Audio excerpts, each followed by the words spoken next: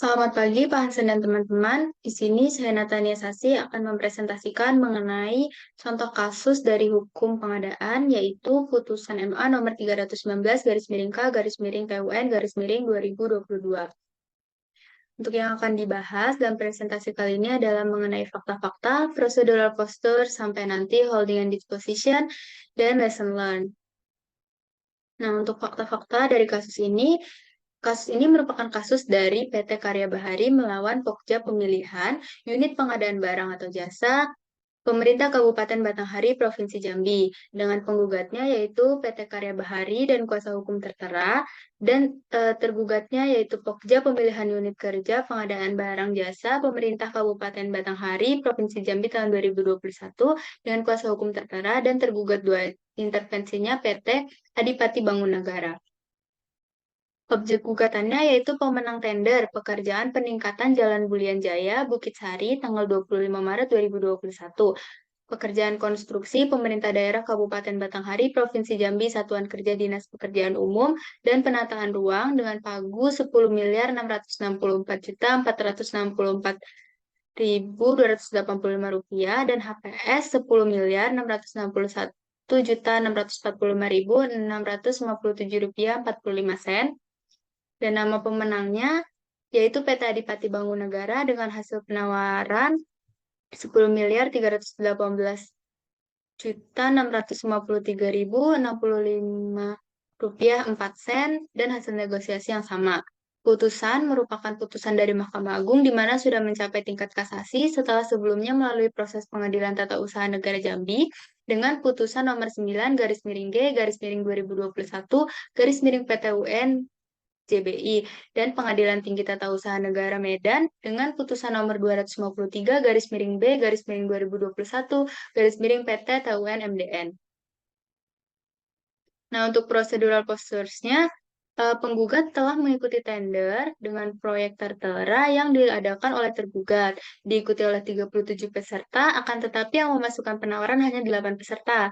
Atas tender tersebut, penggugat dinyatakan lulus kualifikasi administrasi dan penawaran. Oleh karena itu, tergugat mengundang penggugat untuk mengikuti pembuktian kualifikasi. Dalam surat undangan disebutkan dokumen asli yang harus dibawa antara lain SIUJK, SBU, TDP, NIB, NPWP, SPT 2019 atau 2020, akta pendirian perusahaan dan akta perubahan perusahaan apabila ada, asli kontrak dan BAST, pekerjaan tertinggi dalam 15 tahun terakhir, laporan keuangan asli tahun 2019 atau 2020 yang telah diaudit oleh kantor akuntan publik, dan fotokopi dokumen seluruhnya. Nah, semua dokumen telah penggugat bawa dan perlihatkan kepada tergugat, serta serahkan fotokopiannya. Kemudian tergugat mengeluarkan pengumuman yang menyebutkan bahwa PT Adipati Bangun Negara sebagai pemenang, sedangkan penggugat dinyatakan gugur dengan alasan penggugat tidak dapat memperlihatkan asli kontrak dan berita acara serah terima pekerjaan paling kurang satu pekerjaan konstruksi dalam kurun waktu 4 tahun terakhir. Namun, penggugat telah memperlihatkan dokumen tersebut. Oleh karena itu, penggugat mengajukan surat sanggah kepada tergugat. Atas surat sanggah tersebut, tergugat menyampaikan jawaban yang pada pokoknya peserta atau penggugat hanya dapat menunjukkan kelengkapan dokumen kontrak asli dan BAST pekerjaan pertama atau PHO dan tidak bisa menunjukkan BAST pekerjaan 2 atau FHO. Nah, penggugatnya merasa keberatan karena BAST pekerjaan kedua atau FHO tidak dijelaskan dalam undangan. Dan pada saat itu, penggugat sudah membawa BAST pekerjaan kedua atau FHO, namun tergugat tidak meminta untuk diperlihatkan. Maka penggugat mengajukan keberatan atau sanggah banding kepada pengguna anggaran. Oleh karena sampai gugatan ini diajukan, tidak ada tanggapan dari pengguna anggaran maupun dari tergugat, maka penggugat mengajukan gugatan ini.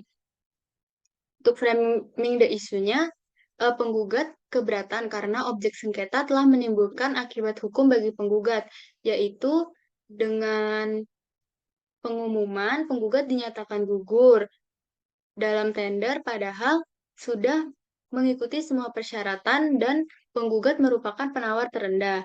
Lalu, dengan tidak ditetapkannya penggugat sebagai pemenang, maka Hal tersebut merugikan penggugat, yaitu hilangnya penghasilan penggugat dari pekerjaan tersebut yang diperkirakan 10% dari nilai pekerjaan, yakni Rp857.157.220 dan ruginya negara sebesar selisih penawaran PT Adipati Bangun Negara dengan penawaran penggugat, yaitu sebesar Rp1.787.880.834.12 Untuk argumen para pihaknya, jaksa penuntut umum berargumen tindakan tergugat yang merubah atau menambah persyaratan yang tidak sesuai dengan yang tertera dalam dokumen pemilihan, sebagaimana disebutkan dalam jawaban sanggah, yaitu menambah persyaratan menunjuk BAST pekerjaan 2 menunjukkan BAST pekerjaan 2 atau FHO, sementara pada dokumen pemilihan hanya disebutkan menunjukkan BAST pekerjaan. Hal ini bertentangan dengan prinsip pengadaan barang jasa yang diatur dalam pasal 6 Perpres nomor 6 tahun 2018, sebagaimana diubah dengan Perpres nomor 12 tahun 2021 tentang perubahan Perpres nomor 6 tahun 2018 tentang pengadaan barang jasa pemerintah. Seharusnya tergugat menyampaikan dengan jelas dan meminta dokumennya kepada penggugat saat pembuktian kualifikasi. Hal ini membuktikan tergugat telah berlaku sewenang dan bertindak tidak sesuai aturan yang berlaku, melanggar bertentangan dengan pasal 53 ayat 2 UU Peradilan Tata Usaha Negara. Lalu tindakan tergugat dalam memberikan penjelasan jawaban sanggah mengenai BAST barang, yaitu dengan menambah BAST pekerjaan 1 atau PAO dan BAST pekerjaan 2 atau FHO. Lalu tindakan tergugat dalam mengubah dokumen pemilihan. Seharusnya untuk perubahan tersebut dibuat dalam adendum dokumen pemilihan dan mendapat persetujuan dari PPK. Kemudian seharusnya tergugat selaku pejabat tata usaha saat pembuktian kualifikasi juga meminta dan mengklarifikasi mengenai BAST pekerjaan kedua atau FHO kepada penggugat jika memang dokumen tersebut merupakan persyaratan, bukan malah menjadikan hal tersebut sebagai alasan untuk menggugurkan penggugat dalam tender. Lalu tindakan tergugat menggugurkan penggugat dengan alasan sebagaimana disebutkan dalam objek gugatan dan jawaban tergugat atas sanggahan penggugat telah bertentangan dengan ketentuan yang dibuat oleh tergugat sendiri. Lalu ada azas-azas umum pemerintahan yang baik yang dilanggar oleh tergugat, yaitu azas kepastian hukum, azas keterbukaan, azas ketidakberpihakan, dan azas kepentingan umum.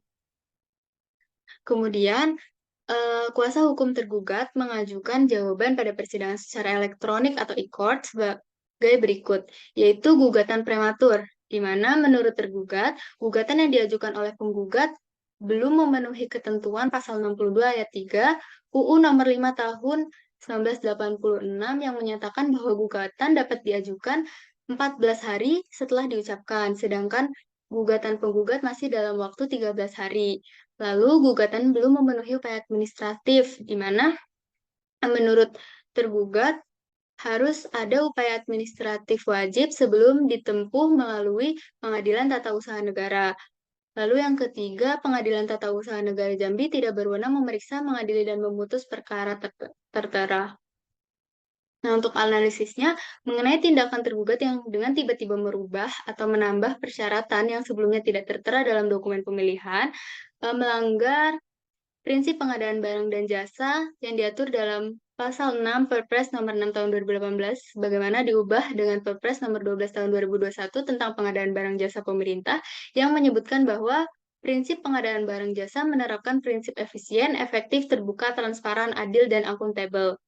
Lalu mengenai tindakan tergugat yang tidak menyampaikan secara jelas mengenai dokumen apa yang harus diperlihatkan, itu tidak sesuai dengan aturan yang berlaku sebagaimana dimaksud pada pasal 53 ayat 2 UU Peradilan Tata Usaha Negara. Lalu mengenai tindakan tergugat yang memberi penjelasan bahwa harus menyerahkan BAST pekerjaan 1 atau PHO dan BAST pekerjaan 2 atau FHO, itu bertentangan dengan ketentuan pasal 81 ayat 1 Peraturan Menteri Pekerjaan Umum dan Perumahan Rakyat nomor 18 tahun 2018 yang menyebutkan bahwa seharusnya tergugat menjelaskan hal tersebut pada saat jadwal penjelasan, bukan setelah adanya surat sanggah dari penggugat. Lalu mengenai tindakan tergugat yang memutus tergugat 2 sebagai pemenang tender, padahal tergugat 2 merupakan penawar tertinggi, penawar dengan harga tertinggi, dan tetap menindaklanjuti objek sengketa dengan melakukan kontrak kerja. Ini bertentangan dengan dokumen lelang yang ditetapkan oleh tergugat sendiri, di mana seharusnya eh, tindak lanjut dari pengumuman adalah PPK, Dinas Pekerjaan Umum dan Tata Ruang Kabupaten Batanghari harus mengeluarkan surat penunjukan pemenang dalam jangka waktu 14 hari baru melakukan kontrak kerja. Kemudian hal tersebut juga akan menimbulkan kerugian yang lebih besar dan berpotensi membebani keuangan negara sebagaimana dimaksud dalam pasal 65 ayat 1 UU nomor 30 tahun 2014 tentang administrasi pemerintahan.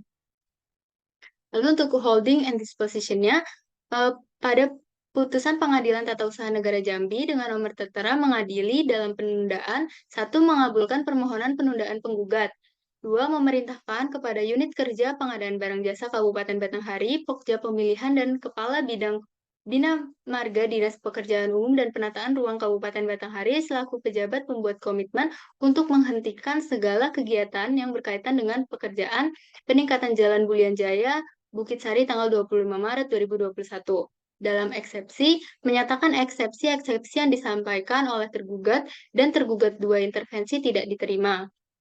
Dalam pokok perkara, mengabulkan gugatan penggugat untuk seluruhnya, menyatakan batal atau tidak sah pemenang tender, mewajibkan tergugat untuk mencabut pemenang tender pekerjaan tersebut, menghukum tergugat dan tergugat 2 intervensi untuk membayar seluruh biaya yang timbul dalam perkara ini sebesar Rp3.416.500.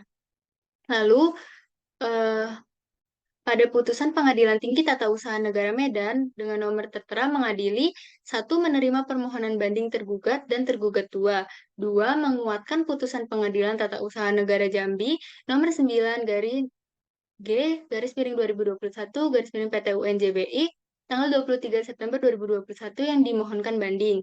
3. Menghukum tergugat dan tergugat 2 untuk membayar biaya perkara pada kedua tingkat pengadilan, yaitu untuk pengadilan tingkat banding ditetapkan sebesar Rp250.000.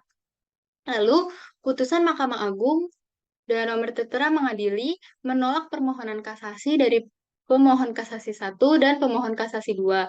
2. Menghukum pemohon kasasi 1 dan pemohon kasasi 2 membayar biaya perkara pada tingkat kasasi sejumlah Rp500.000. Lalu lesson learned yang dapat diambil dari kasus ini adalah yang pertama, seluruh aspek, definisi persyaratan, dan lain-lain dalam dokumen yang akan berkekuatan hukum, atau dalam hal ini tidak hanya dokumen pengadaan barang atau jasa haruslah tertulis dengan sejelas-jelasnya agar tidak menimbulkan multitafsir. Yang kedua, sebagai pihak yang seharusnya mengikuti hukum yang berlaku, tindakan dengan sewenang-wenang seperti tiba-tiba merubah persyaratan sangatlah tidak dapat dilakukan karena termasuk perbuatan yang melanggar hukum. Yang ketiga, dalam industri konstruksi masih banyak ditemukan kecurangan-kecurangan seperti dalam kasus ini, yaitu berpihak pada satu pihak. Oleh karena itu, paham mengenai hukum yang berkaitan dengan pekerjaan konstruksi yang berlaku di Indonesia sangat dianjurkan. Sekian presentasi dari saya. Terima kasih.